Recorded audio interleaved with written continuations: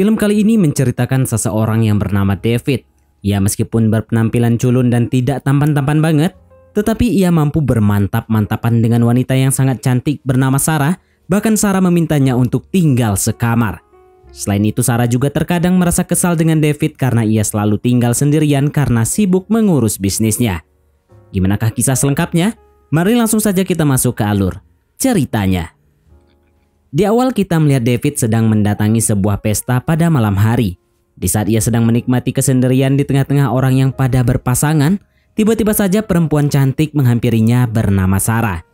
Di sini Sarah bertanya kepada David, "Hei, apakah kamu menunggu pasangan?" David pun menjawab, "Saya tidak sedang menunggu siapa-siapa." Setelahnya Sarah mengajak David untuk menari karena kebetulan ia sedang sendiri. Tetapi David malah sok asik sambil menggigit bibir bawahnya. Sarah melihatnya hanya bisa tertawa dan pada akhirnya mereka menari. Setelah menari, David mengajak Sarah ke kontrakannya untuk jalan-jalan. Tapi pada saat sampai, entah kenapa Sarah tiba-tiba agresif dan mengajak David menanam singkong. Dan pada saat David ingin menancapkan singkongnya, tiba-tiba saja Sarah mengingat pacarnya yang sedang sekolah di luar kota. David mendengar hal itu seketika langsung ingin mengantar Sarah pulang. Tetapi Sarah malah berkata, "Can I sleep here?"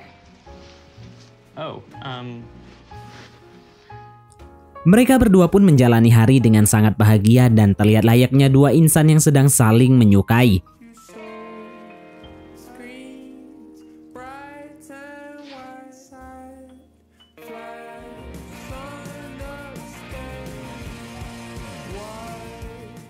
Nah, keesokan harinya saat David sedang bekerja, ia hanya senyum-senyum sendiri di depan komputer karena terus kepikiran dengan Sarah.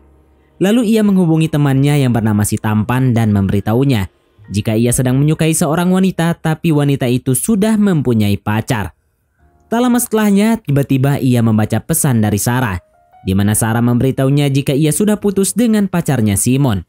David mendengar kabar baik tersebut tentunya sangat bahagia, lalu menawari Sarah untuk tinggal di apartemennya selama musim panas. Sarah pun mengiyakan ajakan tersebut. Tak lama kemudian, David tiba-tiba dipanggil oleh bosnya ke ruangan karena selama ini ia tidak pernah fokus bekerja gara-gara kepikiran Sarah terus. Pada akhirnya, David dipecat.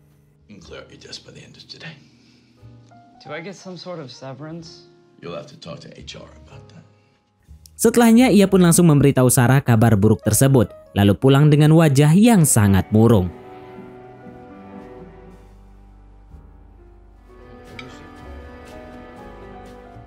Di sini David memanggil temannya yang bernama Elisa untuk memberitahunya jika ia baru saja dipecat oleh bosnya dan berharap agar Elisa ini membantunya untuk mendapatkan pekerjaan baru. Di sini Elisa memberinya solusi, yaitu menawari David menjadi seorang bandar gans. Dan ya, karena sudah tidak ada pilihan lain, David pun mengiyakan hal tersebut.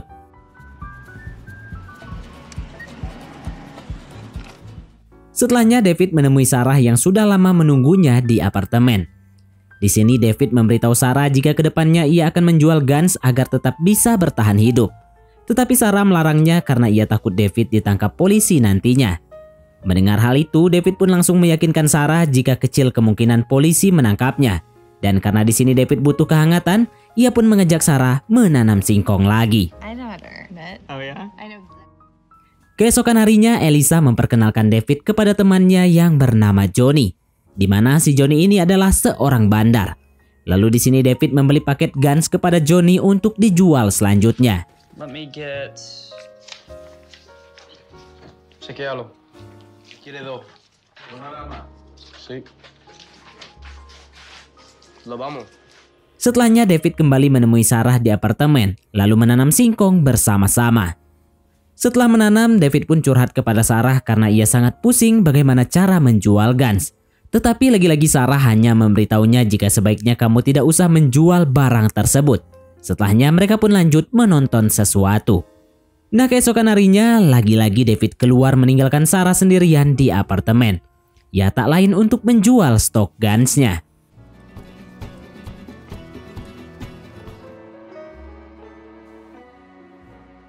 Yeah, no, this isn't where I would take somebody and then rob them. Hingga pada akhirnya David mendapat banyak pelanggan dan berhasil mengumpulkan banyak uang. I don't want you to worry about me not liking my job because Hey Mom, 20. Di sini David menyembunyikan uang hasil jualannya di bawah kasur pada saat Sarah sedang tidur. Dan tak lama, ia tiba-tiba melihat tulisan Sarah di dinding, di mana Sarah menuliskan dirinya ingin jalan-jalan secepatnya. Nah, keesokan harinya bukannya David mengajak Sarah jalan-jalan, tetapi malah meninggalkannya sendirian di apartemen. Dan hal itu membuat Sarah merasa kesepian dan mulai merasa kecewa dengan David. Nah, pada saat David pulang, ia terkejut melihat Sarah yang tengah berdandan. Lalu David bertanya, "Kamu mau kemana?"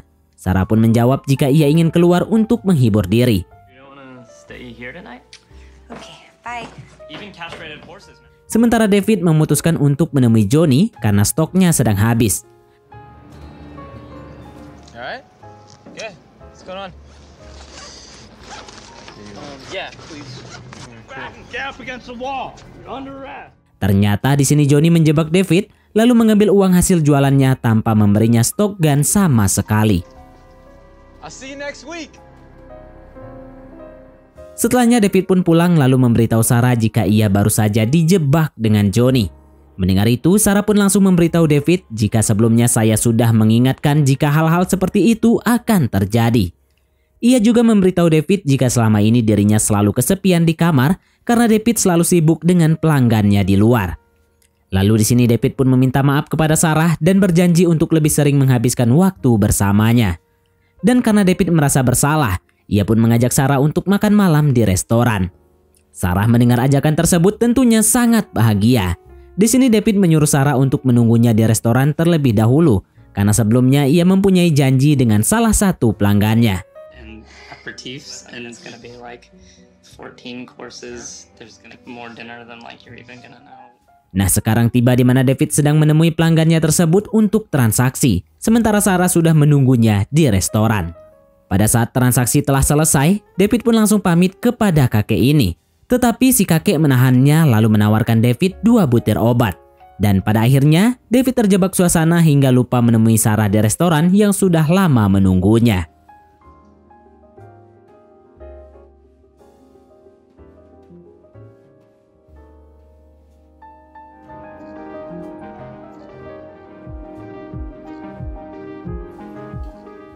Nah, keesokan harinya saat David sudah sadar, ia pun terkejut melihat beberapa tulisan Sarah di dinding, di mana Sarah menuliskan jika ia sudah sangat kecewa dan meminta David untuk mengurus dirinya sendiri.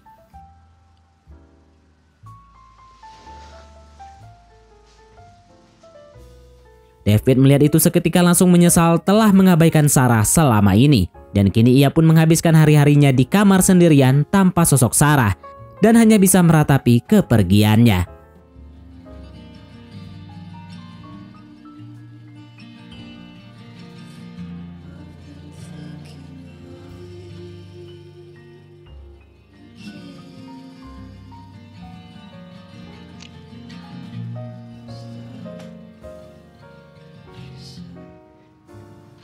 Hey, yo, cuz, what up? I'm gonna take it. Everything's in it. A treat for me?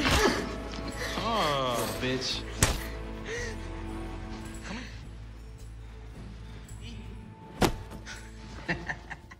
Sampai pada suatu ketika, David berhasil mendapatkan alamat Sarah. Ia pun memutuskan untuk berangkat ke sana dengan naik sepeda.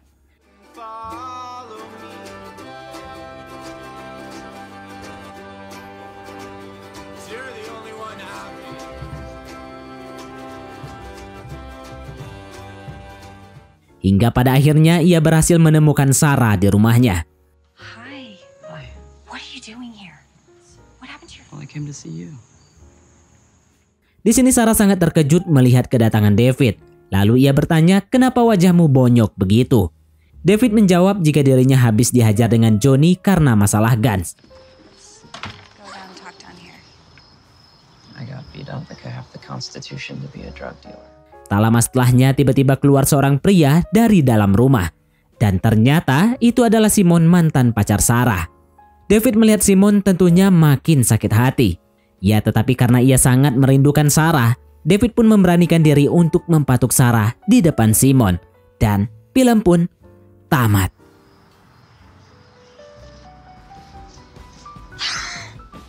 Come back! What are you doing? Simon!